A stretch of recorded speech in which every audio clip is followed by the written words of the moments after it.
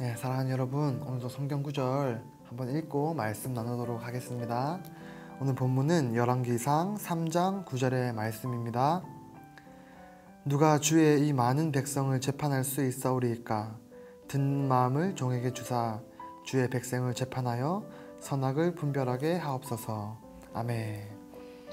여러분, 우리가 그동안 하나님과 동행하는 방법에 대해서 성경의 여러 인물들을 통해서 배웠습니다. 오늘은 이제 하나님과 동행하는 마지막 시간이에요. 오늘은 솔로몬이라는 인물을 통해서 하나님과 동행하는 방법에 대해서 배워보도록 하겠습니다.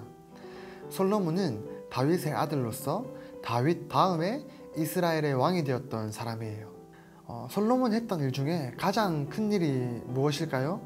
바로 하나님의 성전을 지은 일이에요. 사실 이 성전을 짓는 일은 다윗에서부터 출발합니다. 다윗은 자신은 이렇게 크고 아름다운 성에서 살고 있는데 하나님의 법궤는 임시 장막에, 임시 거처에 있는 것을 보고 마음이 아파서 하나님께 집을 지어드리고 싶었습니다. 그런데 하나님께서는 다윗이 너무나 많은 사람을 죽였기 때문에 다윗이 아니라 그 다음 그 왕이었던 그의 아들을 통해서 성전을 짓도록 허락하셨습니다. 그래서 다윗은 그 자신의 아들이 성전을 지을 수 있도록 모든 준비를 끝냈고, 솔로몬 때에 솔로몬은 하나님께서 정해 주신 방법대로 하나님의 성전을 짓게 됩니다. 오늘 본문은 솔로몬이 성전을 짓고 하나님께 제사를 지낸 장면이 나와요. 그런데 이 솔로몬이 하나님의 성전을 짓고 제사를 지내는데 그때 솔로몬의 모습이 우리가 생각하는 모습과는 많이 다르다는 것을 알 수가 있습니다. 오늘 본문 1절에 보면 솔로몬이 애굽 왕 바로의 딸들과 혼인했다라고 말하고 있어요. 이것이 아주 중요합니다. 왜 중요하냐고 하면 솔로몬이 애굽의 왕이었던 바로의 딸과 결혼한 것은 이스라엘이라는 나라를 지키기 위해서, 외부로부터 이스라엘을 보호하기 위해서 혼인 정책을 펼쳐서 이 이스라엘을 지키고자 했습니다. 그런데 이게 왜 잘못되었을까요? 바로 이스라엘을 지키고 보호하는 것은 애굽이 아니라 하나님이었기 때문입니다. 이스라엘은 하나님이 선택한 민족이고 하나님이 선택한 나라입니다. 하나님이 세우신 나라고 하나님이 보호하신 나라입니다. 그러나 솔로몬은 그것을 잊어버렸습니다. 그래서 하나님이 아니라 애굽의 왕 바로를 의지하려고 혼인잔치를 펴졌던 것입니다. 뿐만 아니라 솔로몬은 하나님의 성전을 지은 뒤에 제사를 지냈어요. 그냥 제사도 아니에요. 심지어 양 1000마리를 한 번에 바치는 제사를 드렸습니다. 그런데 그 제사를 지낸 장소가 어디였을까요? 바로 기브온 산당이었습니다. 이 기브온이라는 곳은 이스라엘 백성들이 가나안 땅에 들어가기 전부터 가나안에 있었던 이 가나안 원주민들이 이방 신들을 섬겼던, 이방 신들께 제사했던 곳이었어요. 그만큼 이 기브온 산당은 이방 신들을 제사하던 곳이었는데, 심지어 다윗은 그곳에서 한 번도 제사를 지낸 일이 없어요. 그러나 솔로몬은 다윗이 제사를 지냈던 그 언약궤가 있었던 임시 성전이 아니라 이방 신들을 섬겼던 그곳에서 제사를 지냈던 것입니다. 이 기브온 산당 이곳은 이스라엘의 성전이 지어지고 난 이후에도 이방 신들을 섬기게 되는 장소가 되어버려요.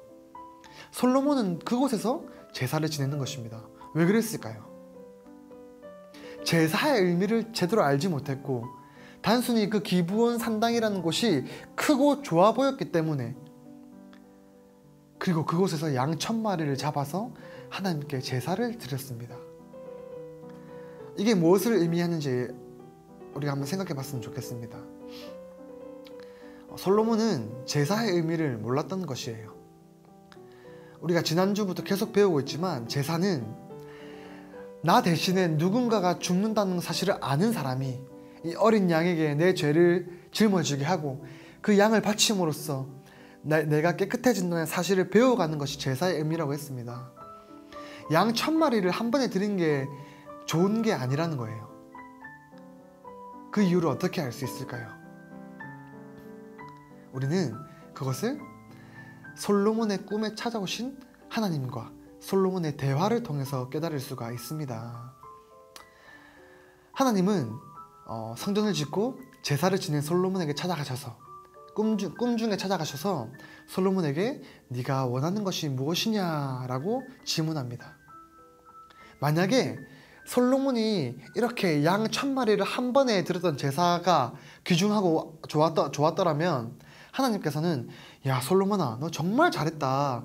나에게 양 1000마리를 한 번에 드리는 제사를 드렸으니까 내가 너에게 보답할게. 너 무엇을 갖고 싶니? 라고 말했을 것입니다. 그러나 하나님은 그렇게 말씀하시지도 않으셨어요. 한마디로 하나님이 솔로몬의 꿈에 찾아가신 것은 하나님께서 다윗에게 하신 약속을 기억하셨고 그 다윗에게 하신 약속을 지키시기 위해서 솔로몬에게 찾아가셨다라는 것입니다. 그리고 하나님께서 솔로몬에게 무엇을 원하느냐라고 물으셨을 때 솔로몬이 어떤 대답을 했을까요? 전사님이 오늘 본문 앞쪽에 나와 있는 말씀을 한번 읽어보도록 하겠습니다.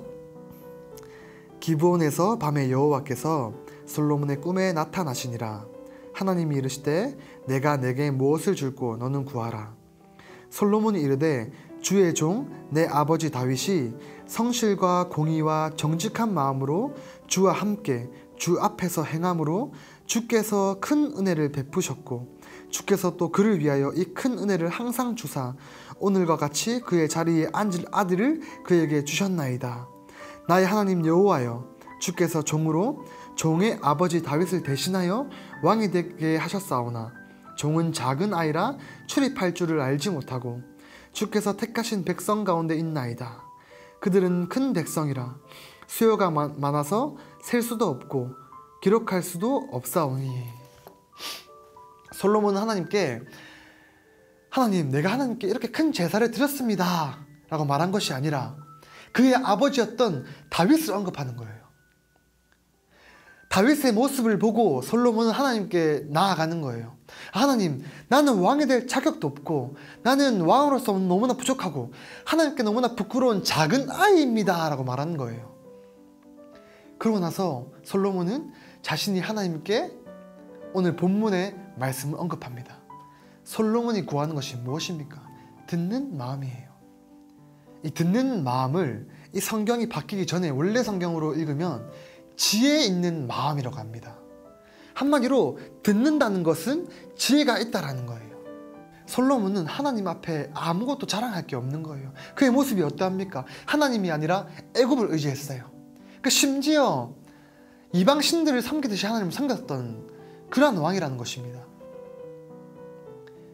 그 모습을 본 솔로몬이 하나님 앞에 섰을 때 얼마나 부끄러웠겠습니까? 얼마나 하나님께 내세울 게 있었겠습니까? 그래서 그의 아버지인 다윗을 언급하는 것입니다. 하나님 내가 아니라 나는 부족하고 난 연약하지만 내 아버지 다윗 왕에게 하신 그 약속을 기억하여 주시옵소서. 내가 그 약속을 의지해서 하나님께 나아갑니다. 하나님 나에게 듣는 마음을 주세요 라고 기도하는 것입니다. 구하는 것입니다.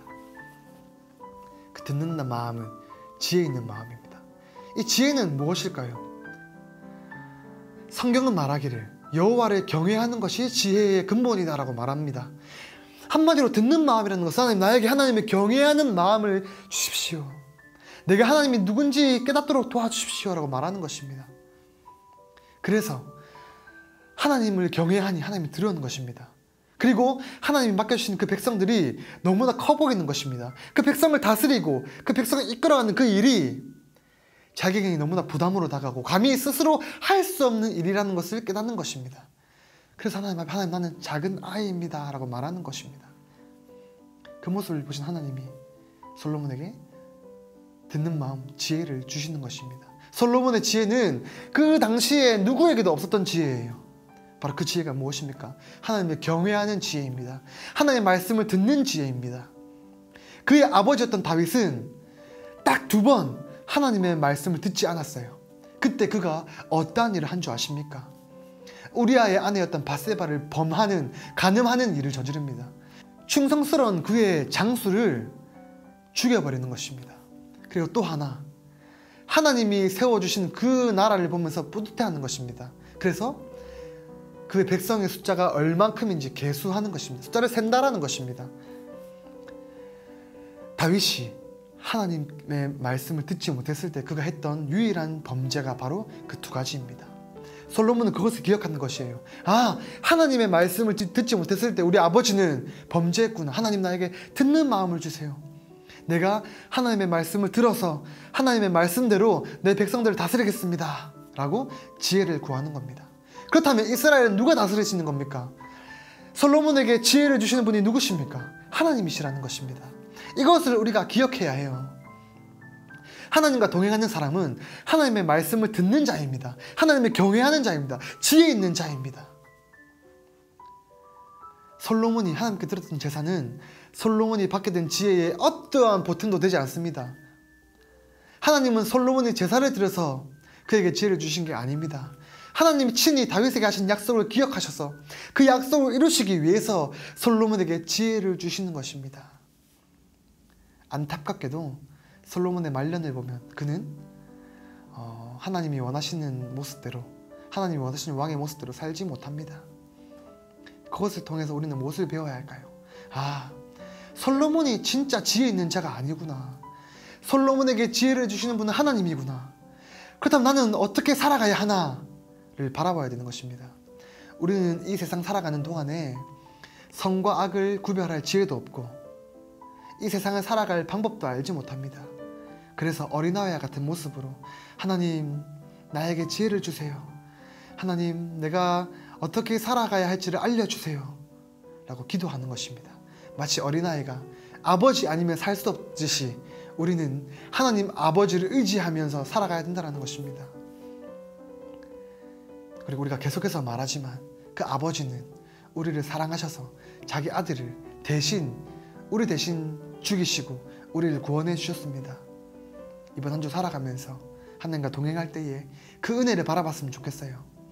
내 안에는 하나님께 은혜 받을 만한 어떠한 것도 없지만 우리의 죄인됨을 깨달았을 때 하나님 나 어떻게 살아야 할까요? 하나님 나에게 지혜를 주세요. 듣는 마음을 주세요. 하나님 나에게 말씀을 알려주세요 라고 날마다 기도하며 살아가야 합니다. 이번 한 주 그렇게 살아갈 때에 우리 가운데 하나님의 풍성한 은혜와 긍휼과 사랑이 넘치는 귀한 한 주가 되기를 소망합니다.